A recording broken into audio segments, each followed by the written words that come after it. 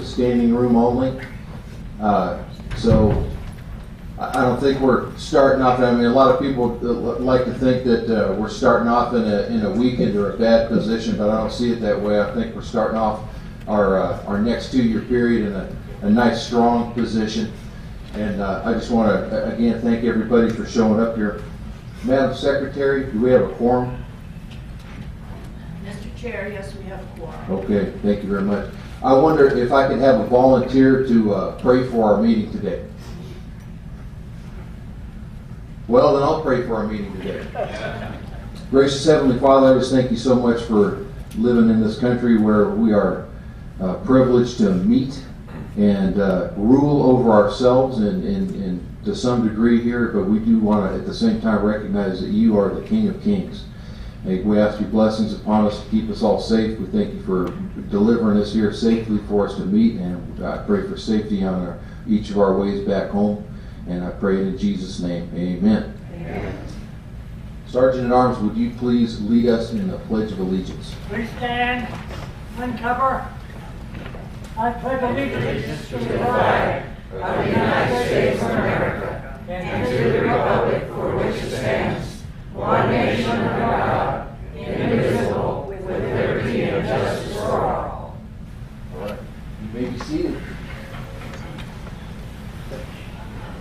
We are privileged to have Mr. Bruce Ash, Arizona Republican National Committee Delegate, as our special speaker today. Mr. Ash, would you address the membership, please?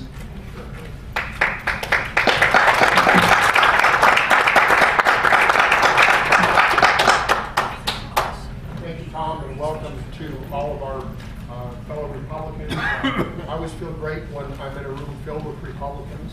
I think we all are very both excited as well as anxious about the days ahead. Here in LD-14, and I don't say that because Senator Griffin is with us this morning. I plan to say it anyway.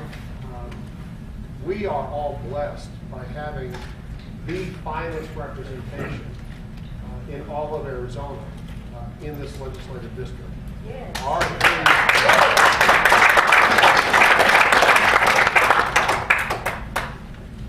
It's unusual to have such high leadership and such responsible leadership, but our senator and our 2 representatives lead our caucus in both houses. They are responsible for key legislation. They are responsible for swaying the opinion of the members and making sure that we keep our Republican conservative majority in this upcoming legislature. I'm not going to steal Senator Griffin's thunder. She's going to tell you about some of the things that are going to happen in this upcoming session. But there are many, many challenges ahead for our caucus to keep together and to be united and to not slip away and make some of the bad decisions that unfortunately Republican majorities have made in prior years. We're at a time when we're just reorganizing our own political party. My sister, who's not very political, lives in Los Angeles with her family. She called me the day after the election, to console me. I was still drinking and crying and all those things. And she said, well, I guess you won't have that much work to do now because the election's over. As we all know from being involved in the process, this is really when the work starts.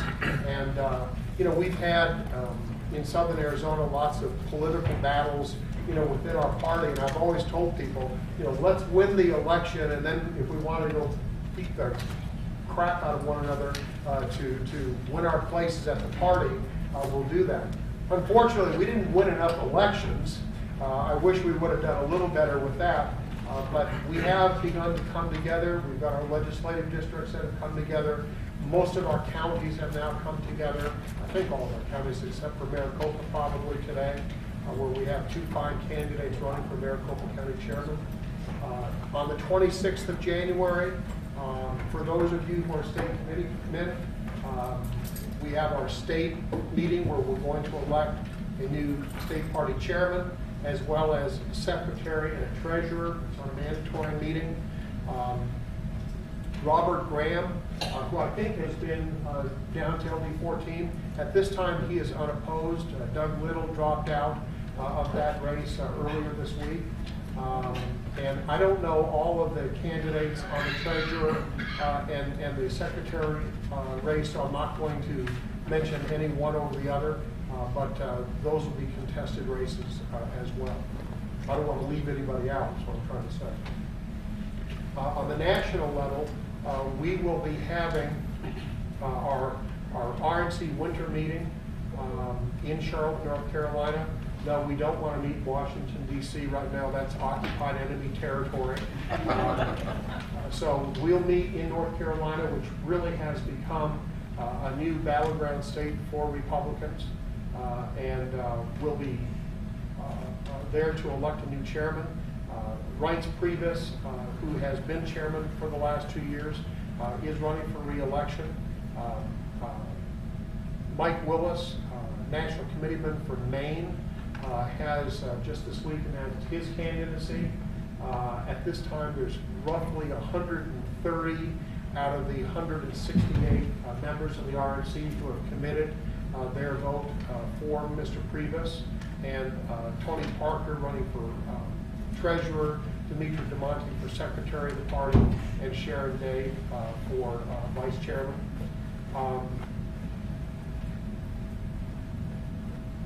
We are involved at the national party level in trying to right some of the wrongs that occurred at our national convention with respect to the rules of the Republican Party. I served for 3.5 years as the chairman of the Republican National Committee on Standing Rules. We work in a collaborative, transparent process, as all committees have done since the 1860s.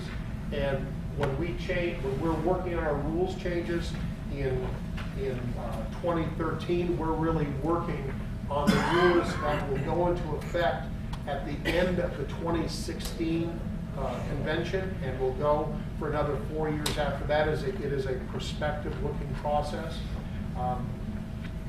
Our Standing Committee on Rules, which is made up of membership from all 50 states and the territories that are represented on the RNC, work together in a transparent, open kind of a process.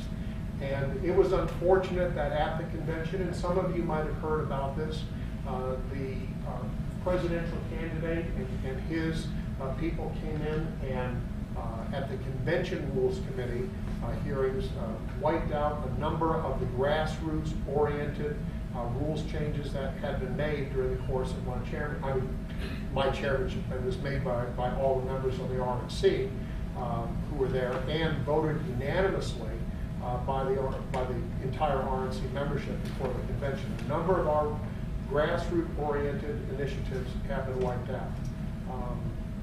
I'm happy to tell you that there is a group of very core conservative Republicans that I hang out with. I'm one of the founding members of our Conservative Steering Committee and the Republican National Conservative Caucus.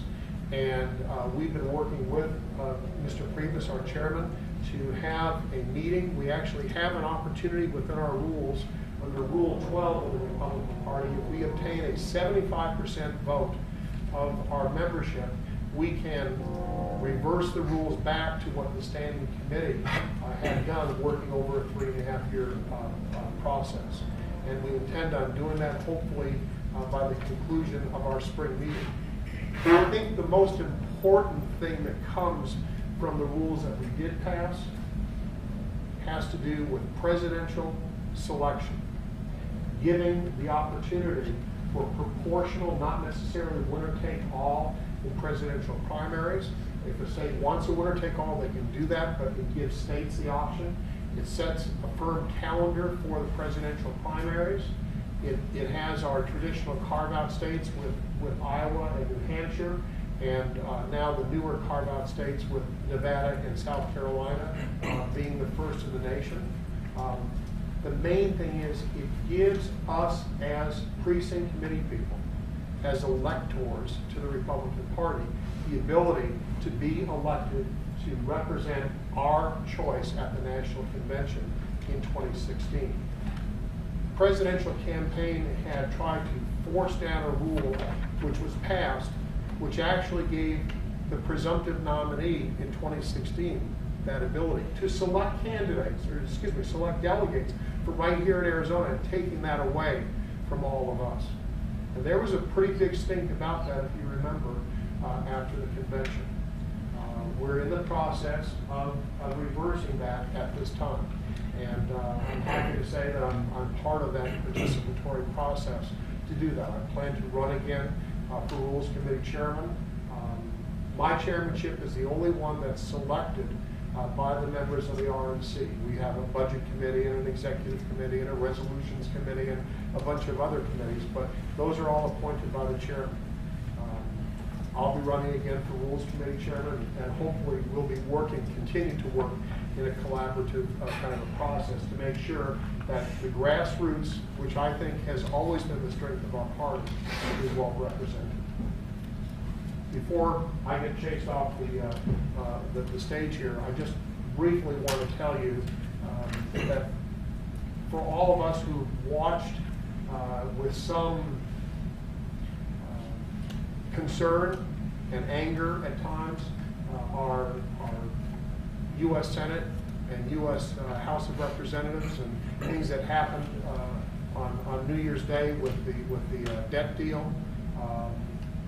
There's a lot of concern that all of us have for what's going on in the U.S. Congress. This sounds and feels a lot like 2009 again, when there was a whole wave, several waves of legislation that really hurt our country, whether it's TARP or it was the GM not buyout, but bailout, whether it was Obamacare, all the other things.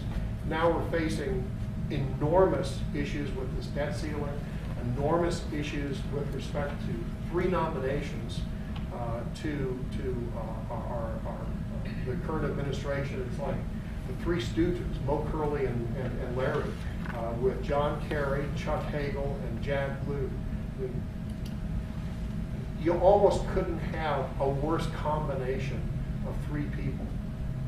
And the threat, perhaps, because it's not going to pass, gun legislation will not pass in the U.S. Congress, but the threat that this president may take into executive action, as he calls it, the ability to restrict Second Amendment rights.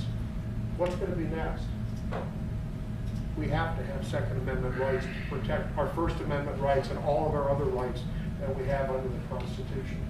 And this is a very critical thing, and we sometimes ask ourselves, well, what can we do?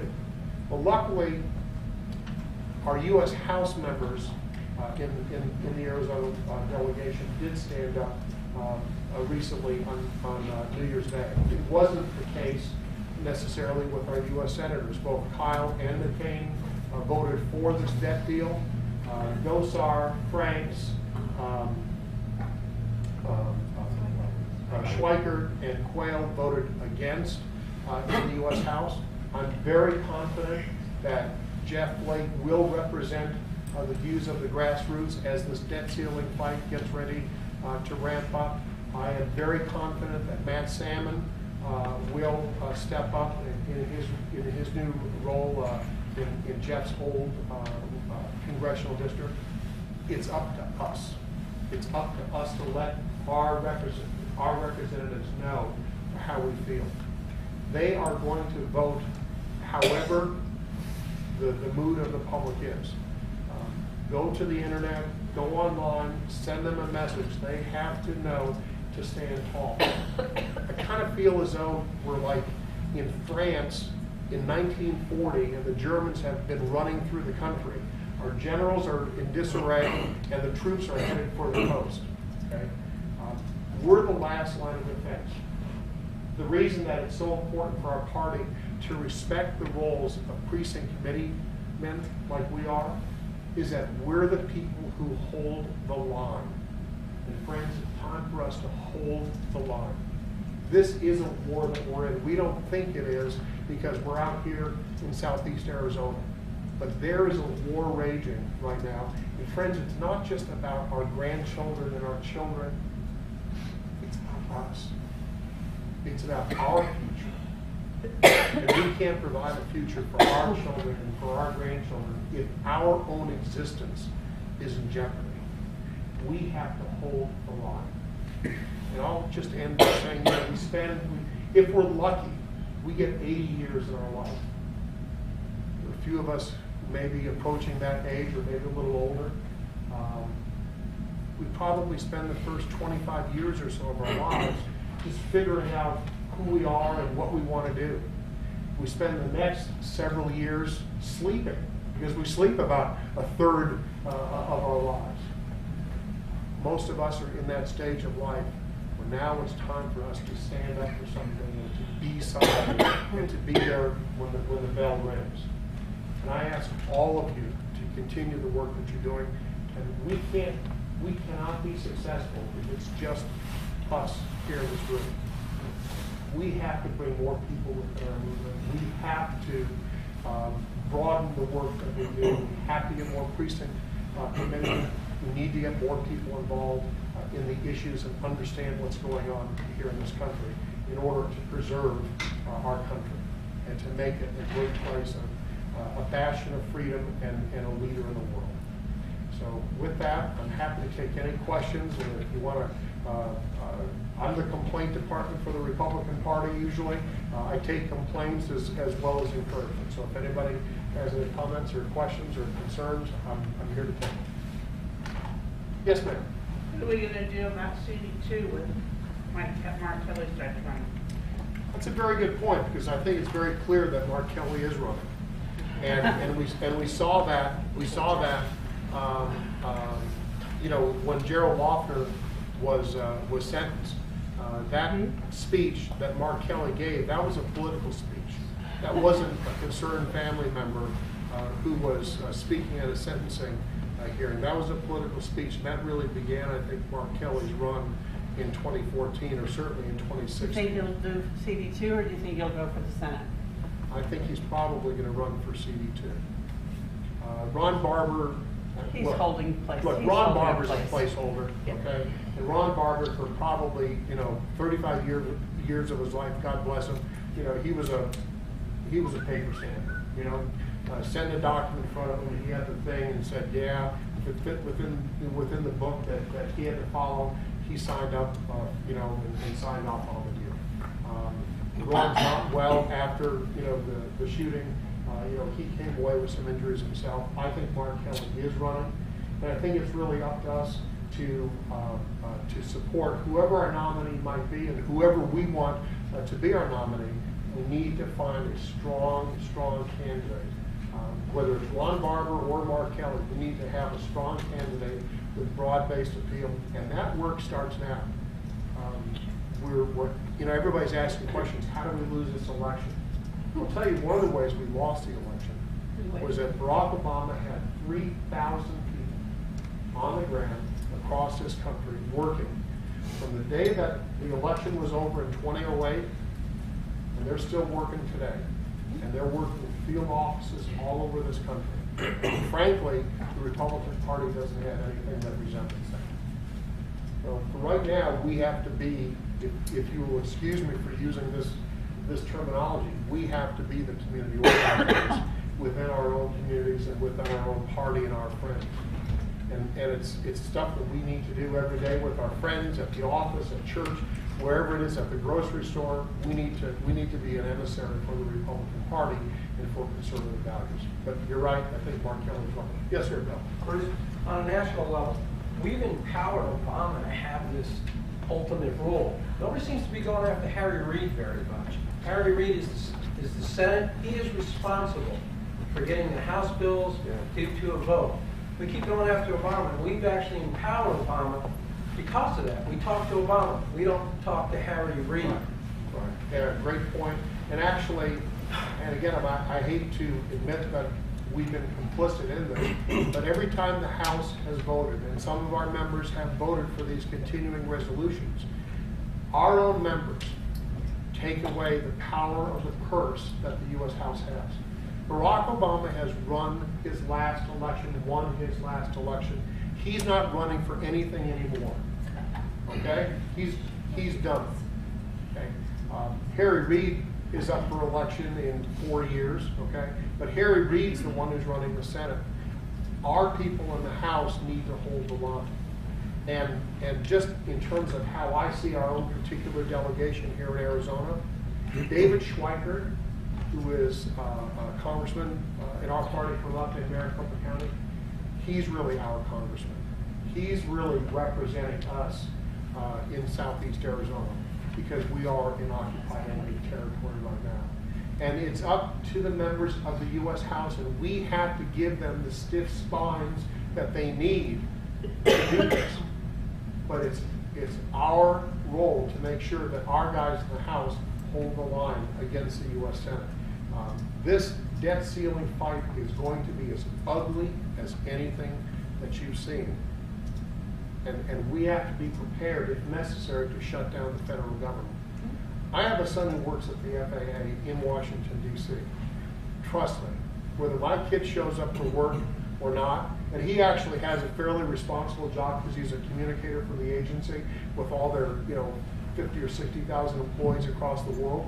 Whether my kid shows up for work isn't going to make a hardly difference in terms of our life or anybody's life. And I think we could say that every time we see a city shut down or a county or a state shut down, nobody misses those guys that didn't show up for work that day. We have to hold the line. If that's it, thank you very much, folks. Oh, yes, sir. Take one more. How do we compete with the entitlements that the opposition is giving to everybody now? Yeah, well, we voted for those entitlements. We participated in those entitlements. I'm approaching Social Security and Medicare age myself. I'm not sure I'd want to give up, what I have. All of us have entitlements, whether it is Social Security and Medicare, whether it's VA benefits, whether it is tax breaks that we take advantage of, mortgage interest deduction, charitable deductions, and so on. We all kind of have our own entitlements, and really it's going to be a combination of everything that we have to do. But Dave Schweikert probably says it as best as anybody I've ever heard. It's not just about cutting entitlements or making sure that future entitlements are done on a smarter, saner kind of a basis. It's about growing the economy. Because we think that we have this great free market enterprise system here in this country, but our system is shackled with countless regulations. January 1st of this year, almost 40,000 new regulations immediately went into effect. About half of those under Obamacare. There were like 12,000 banking regulations. Anybody here associated with the banking business at all, or been in that business at some point in time? I mean, there is just a plethora of new requirements that we have in order to get money out, to help businesses expand and help businesses start up and so on. We're not able to do it. The Obama guys have come after the environmental protection area, Food and Drug Administration. Just in those areas alone, there's something like 22,000 new regulations that are currently being considered to add on to the ones that are already there. If we're able to unshackle the regulatory process, not only do we help the economy grow and be able to pay for all of the entitlements and all of the things that we've come to expect. 65% in this last budget year, 65% of everything the federal government spent is Medicare, Medicaid, Social Security, VA, and the interest on the debt. 100% of everything we spend are those three items. So that means everything else we borrow. The Army, the Navy, HUD, everything else, it's all on borrowed money. We need to grow the economy. The more we make, the more we're paying, the more prosperity we have, the greater ability our government has. We're almost as bad as Greece or Italy right now in terms of the amount of debt versus GDP that we have. we're spending 22–23% of total GDP on our national budget. It's unsustainable. And again, I hate to sound repetitious, it's on us to make sure that our members in the U.S. House and the U.S. Senate stand up and don't allow this to continue. Friends, thank you very much. Brad, thank you very much for coming. Thank you for being our keynote speaker today. We appreciate it. I noticed that our secretary placed our next speakers in order of age before beauty. And I think that with Casey Jones and I, we're going to be a good team because we both have a lot of similar outlooks. And as I mentioned earlier, I was very happy to see the very good turnout at the first meeting of the year for the Cochise County Republican Committee. So, Chairman Jones, would you please come up and address the membership for us?